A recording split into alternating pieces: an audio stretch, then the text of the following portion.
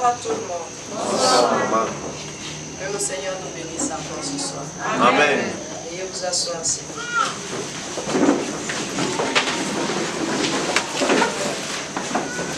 Jésus peut-il encore te dire? Alléluia. Amen. C'est une question posée parce que aujourd'hui, nous sommes nombreux à douter de la puissance de Dieu. Pas parce que notre Dieu n'est pas vivant, pas parce qu'il n'est pas puissant, pas parce qu'il ne peut pas, tout simplement parce que nous voyons, nous avons matérialisé notre Dieu. Il est devenu notre semblable. Alléluia. Amen. Amen. Nous avons pris nos incapacités, nous avons déposé sur le Seigneur. Ce que nous ne pouvons pas produire, ce que les hommes ne peuvent pas faire, on a dit que Dieu aussi était incapable de le faire. Je dirais d'abord aujourd'hui que non, les hommes sont faillibles. Les hommes ont les impossibilités. Mais par la grâce de Dieu, le Seigneur rend tout ce qui est impossible dans notre vie possible. Amen. Donc ça veut dire que c'est lui qui étend nos limites. Amen. Là où l'homme s'arrête, c'est là où Dieu commence. Amen. Est-ce que quelqu'un comprend? Amen. Là où tu dis, Seigneur, je n'en peux plus, c'est là où tu viens de lui donner l'occasion et l'opportunité de te montrer qu'il peut étendre tes limites et qu'il est plus fort que toi. Amen. Alléluia. Amen. Moi, je parlerai aujourd'hui des origines de la maladie. Vous savez qu'au commencement, la maladie n'existait pas. Amen. Ça n'existait pas. Quand Adam était avec Ève au jardin, il n'y avait pas. Le moustique n'avait pas la possibilité de transmettre le palu parce que ça n'existait pas. Parce que l'homme avait domination sur tout. Donc un moustique n'avait pas le droit de le piquer. Il marchait, caressait les lions. Le lion n'avait pas besoin de rugir.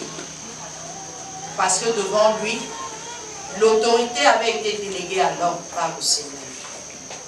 Et quand c'est l'homme qui avait eu cette opportunité-là de nommer tous les animaux, donc il les côtoyait, tout le monde était dans le jardin, il n'y avait pas de danger. L'origine de la maladie, c'est la désobéissance. Alléluia. Amen.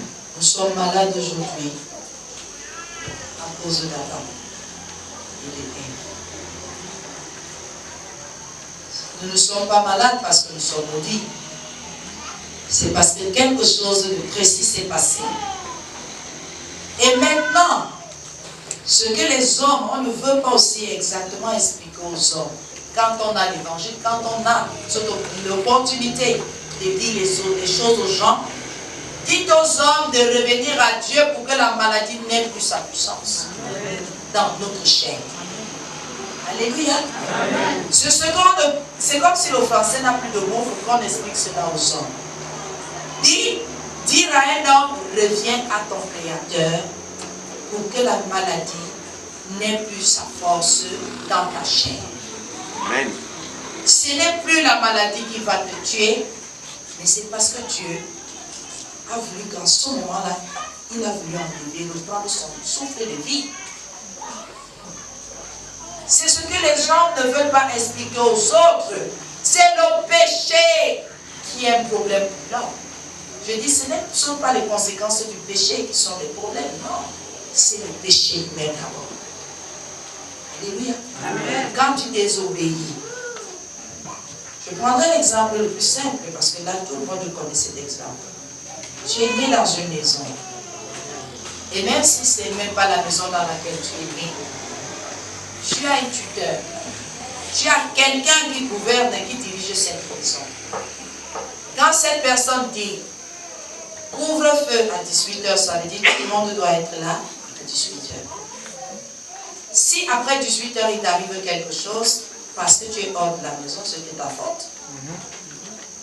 Alléluia. Parce que si tu avais pris la peine de respecter, cette personne te le dit.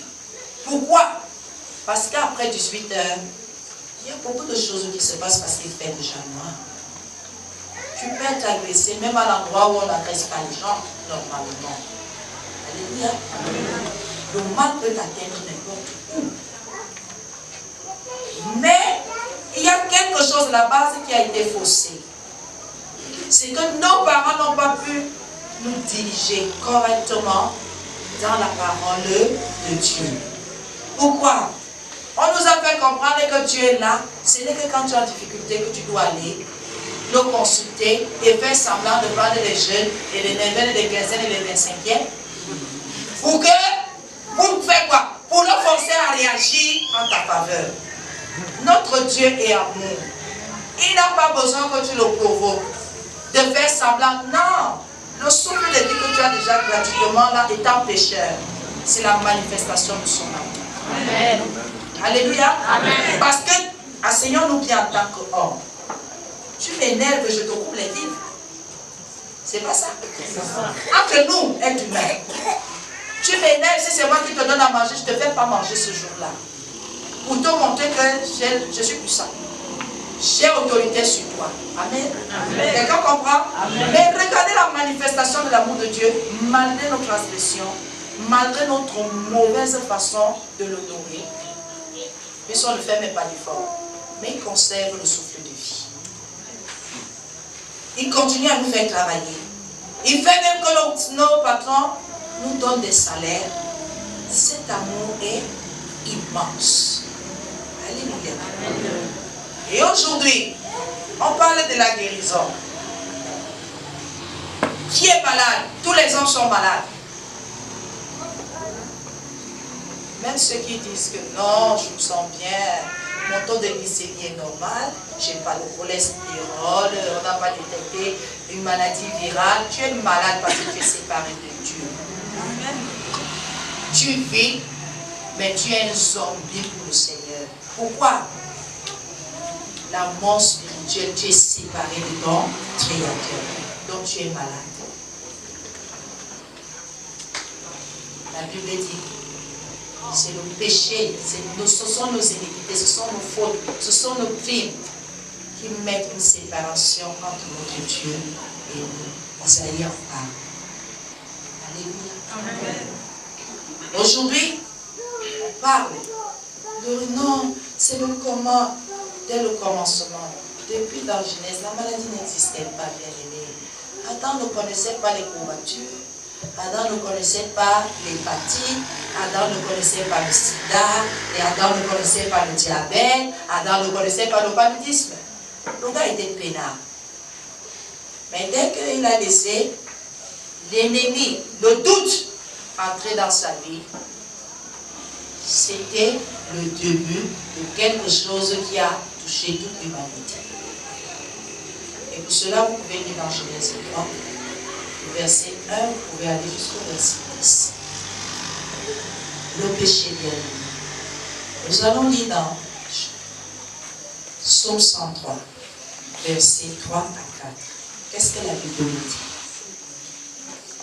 Vous savez, quand on a déjà transgressé, quand on a déjà désobéi, on a besoin d'un secours. On a besoin que quelqu'un nous vienne en aide. On a besoin que quelqu'un intervienne à notre faveur. Nous avons besoin du Seigneur Jésus.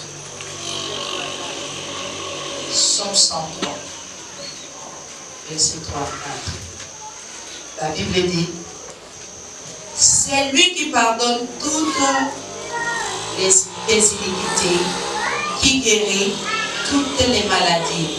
C'est lui qui délivre ta vie de la fosse, qui te couronne de bonté et de miséricorde.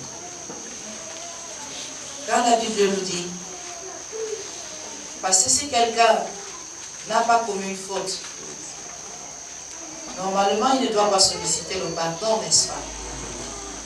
Mais tous les hommes ont péché. Alléluia. Et la Bible dit que nous avons tous péché et nous sommes privés de la gloire de Dieu. Et maintenant, la Bible nous révèle quelque chose de fort. C'est qu'il y a quelqu'un qui est venu pour nous pardonner d'abord. Bien-aimé, c'est important. Si tu as fauté contre le Seigneur, prends la peine de demander pardon. Vos confessions qui donnent le mal de tête, la Seigneur, toi, tu connais, non? Il ne connaît pas.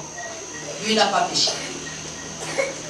Seigneur, toi-même, tu dis dans ta parole que la chair est faible, non? Il a dit, hein? Et il t'a dit de prouver que la chair est faible. Hein? Parce qu'en général, les gens prennent la parole de Dieu comme s'il faut la renvoyer à Dieu pour le narguer, pour se moquer de lui. Seigneur, toi-même tu le dis dans ta parole, non, que la chair est faible, c'est l'esprit qui reste disposé, qui est bien disposé. Aujourd'hui, ce n'est donc pas ça. Aujourd'hui, le problème, c'est quoi? Est-ce que tu reconnais que tu as fait des erreurs, que tu as fauté? Alléluia. Amen. Parce que je ne voudrais pas dire que tu es pécheur, parce que ça blesse les gens. Comment peut-il dire gros mots comme ça alors qu'on pêche? Et pécher, c'est quoi? C'est violer les commandements du Seigneur. Et ne dis pas, il n'a pas dit que tu dois choisir ce que tu dois respecter et rejeter ce que tu ne dois pas respecter. Tu dois respecter toute la parole de Dieu. Amen. Alléluia. Amen. Qui peut vivre comme ça? Paul l'a vu. Il était comme toi et moi, il mangeait, se brossait les dents. Pierre l'a fait. Jean l'a fait. Ils sont nombreux à l'avoir fait. Alléluia. Pour te dire quoi, tu peux le faire aussi. En ce moment, pour être bien disposé, pour que quelque chose se passe dans ta vie, est-ce que tu peux tout juste rentrer en toi-même et dire, j'ai péché contre toi, Seigneur. Alléluia. Nous péchons d'une façon contre une autre. Alléluia. Amen. Nous péchons en pensée, en parole, en action. Et pour ceux qui aiment bien la récitation par omission, n'est-ce pas? Qui peut donc dire qu'il ne pêche pas? À défaut de parler, tu penses. À défaut de penser, tu agis. Et parfois, ce que tu sais faire, tu ne le fais pas. C'est aussi un péché. Alléluia. Amen. Alléluia. Amen. Si tu sais bien laver les habits, tu ne le fais pas parce que tout le monde t'a énervé, tu as péché. Donc nous devons faire attention. Nous sommes tous malades parce que nous péchons. Nous sommes désobéissants à Dieu. Aujourd'hui, on veut établir des choses dans les vies des hommes. Non, si tu manges beaucoup de viande rouge, de blanche noire, de viande violette, écoutez, un bon chrétien jeûne. Amen. Ce qui fait que mange rouge, mange blanc, mange jaune, de toutes les façons, tout ce que tu as mangé pendant ton jeûne sera anéanti. Par la grâce de Dieu. Alléluia. Maintenant, le problème c'est quoi? Est-ce que tu es en harmonie, réconcilié, en paix avec le Seigneur? C'est ça le problème. Il n'y a pas autre chose. On ne va pas monter, on ne va pas faire le tour. 24 heures, chaque heure, on ne fait que bavarder. Non. Est-ce que tu veilles sur ta relation avec le Seigneur? Oui, et il n'y a que deux possibilités. Oui, je veille. Non, je veille. Il n'y a pas que tu sais, je ne sais rien. C'est ta relation, c'est pas ma relation avec ta relation. Alléluia. Est-ce que tu mènes une vie de péché? Est-ce que tu t'efforces à passer par la porte étroite? Ou passes-tu le temps à faire ce qu'il ne faut pas? Parce que l'origine de ta maladie, ce sont les actes que tu as posés. Ce sont les pensées que tu as eues. C'est quelque chose que toi-même tu as produit seul. Alléluia. Même si c'est qu'on t'a contaminé. Si tu ne partais pas dans le champ de qui était contaminé, tu ne devais pas être contaminé. Alléluia. Et maintenant, le problème n'est pas est-ce que j'ai été touché ou pas. Le problème est comment faire pour que cela ne mine pas ma vie et ne devienne pas le centre d'intérêt de toute mon existence. Est-ce que Jésus peut me guérir? Tu peux déjà répondre à cette question. Oui ou non? Alléluia. Amen. On a parlé de la foi. On a parlé de Jésus même. Et maintenant, la Bible me dit, c'est lui qui pardonne toutes mes injustices, toutes mes transgressions. Et pour qu'il me pardonne, que je prenne la peine de confesser ce que j'ai fait, de reconnaître ce que j'ai produit. Alléluia. Pour qu'il puisse, par ma confession, évaluer si je suis sincère et qu'il me pardonne. Amen. Pas les confessions que nous faisons tous les jours là. Et nous savons que dès que nous avons fini, la porte ouverte, nous allons recommencer.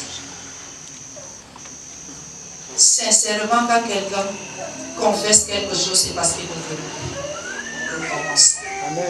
C'est parce qu'il veut s'arrêter. C'est parce qu'il voudrait que cette chose-là continue à être dans sa vie. Amen. Est-ce que sincèrement, tu as confessé tes péchés? Et je veux relever quelque chose ici. On ne t'a pas dit de venir me dire ce que tu as fait. Entre dans ta chambre. Quand tu as fait, tu n'étais pas avec moi. Entre dans ta chambre et confesse. Parle avec ta bouche que Dieu t'a donnée. Parce que c'est avec ta bouche, là, tes pieds, là, ton corps, là, que tu as fait. Maintenant, utilise le même matériel. Tu parles encore toi-même, tu reconnais ce que tu as fait. Pour que vous allez voir, quand quelqu'un a sincèrement confessé ses péchés, il y a la paix qui descend. Et la paix est déjà un avant-goût de la guérison. Amen. C'est le pays, c'est l'entrée. Parce que toute âme en paix est bien disposée pour la prière et pour partager et communier avec le Seigneur. Alléluia. Amen. J'espère que je me fais comprendre par la grâce de Dieu.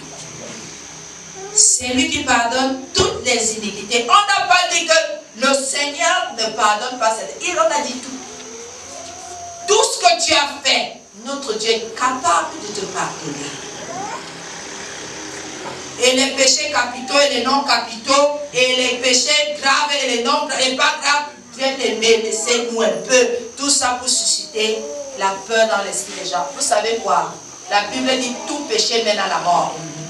On a dit tout, et le Seigneur, par sa grâce ici, nous fait comprendre quoi? C'est lui qui pardonne toutes les iniquités. Quand tu fais, c'est contre Dieu que tu as péché. Confesse-toi et réconcilie-toi avec ton Créateur. Laissez un peu, j'ai dit, ne viens pas, ne dis pas aux hommes. Les hommes sont faibles, tu vas les effrayer avec tes confessions. Dis un peu que tu as tué. Même le prêtre sursaute, même le pasteur sursaute pour dire que c'est quoi tu as me finir. Que tu as tué, tu as ôté la vie de quelqu'un. Et il te regarde bien dire, voilà un péché capital.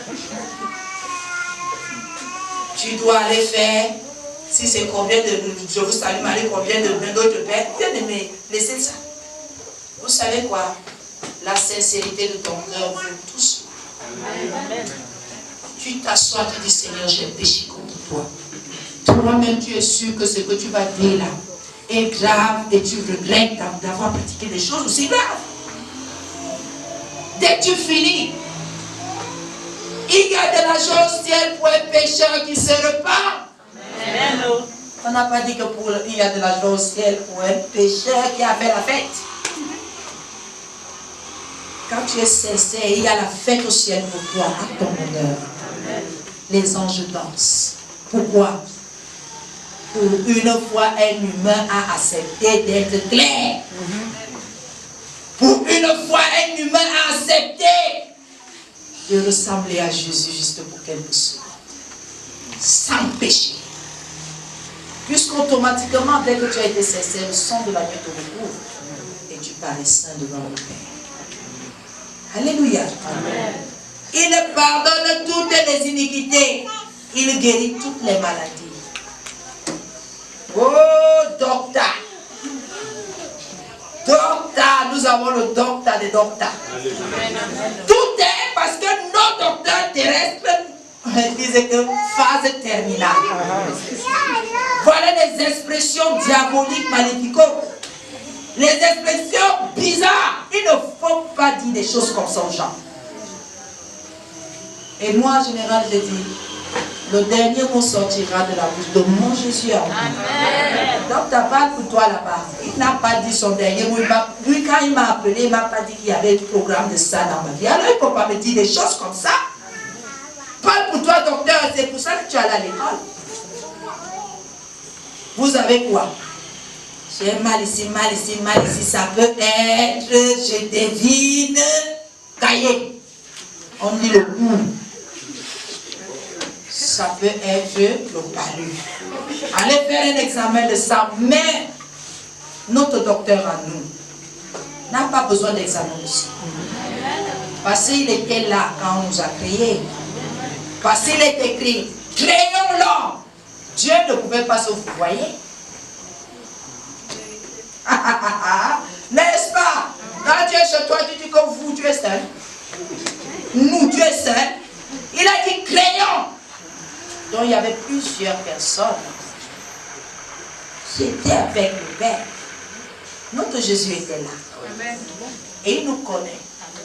Il sait ce que tout ce que le diable peut faire pour nous mettre les bâtons dans le cou, pour qu'on ne l'adore pas et qu'on ne le serve pas comme ça se doit, parce qu'il veut qu'on renie Dieu. Il a dit, il guérit toutes les maladies. Donc tu as parlé. Tu as même les carnets. Tu as même les clichés de radio, scanner, tout ce que ça veut dire. Vous savez, seulement pour se faire de l'argent, l'industrie là est comme ça. Multimilliardaire. Mais aujourd'hui, est-ce que tu peux t'asseoir et dire, maintenant là, c'est vrai que cette origine, c'est la désobéissance. Mais Seigneur, tu es le Dieu qui peut tout. Dans ma vie.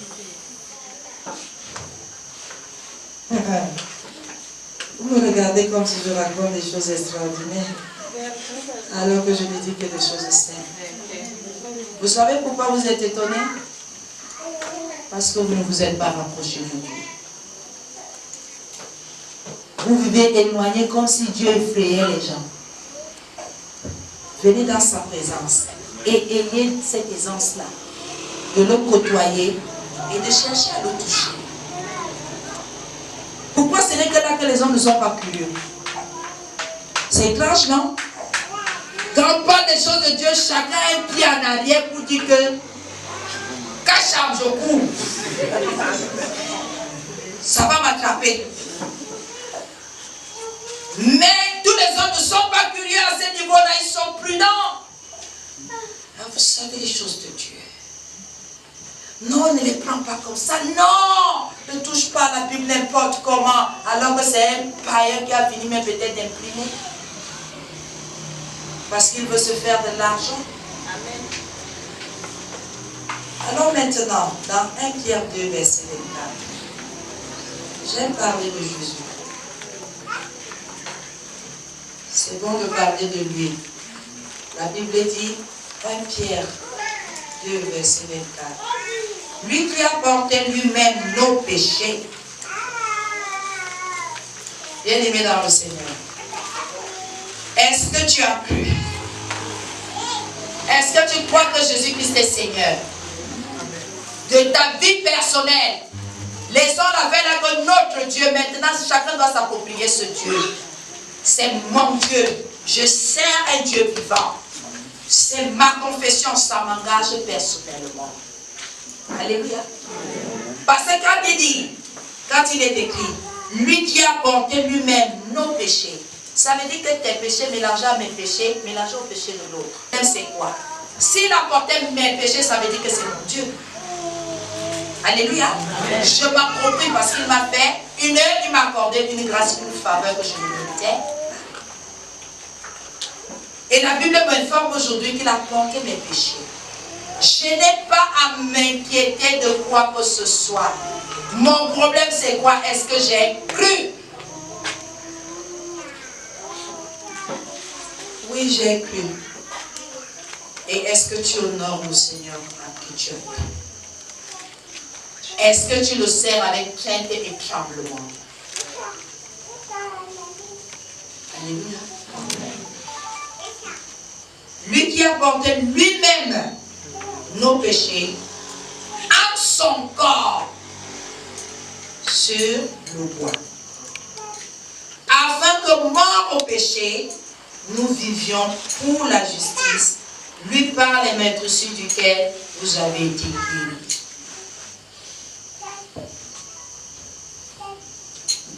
L'origine. Nous avons parlé du pardon. Nous pouvons aussi parler du doute. Nous pouvons parler des incrédules. Vous savez, il y a quelque chose qui a détruit la foi des hommes et qui a établi le doute et l'incrédulité. Les gens viennent à Christ, mais ils ne croient même pas qu'ils puissent faire un miracle dans leur vie.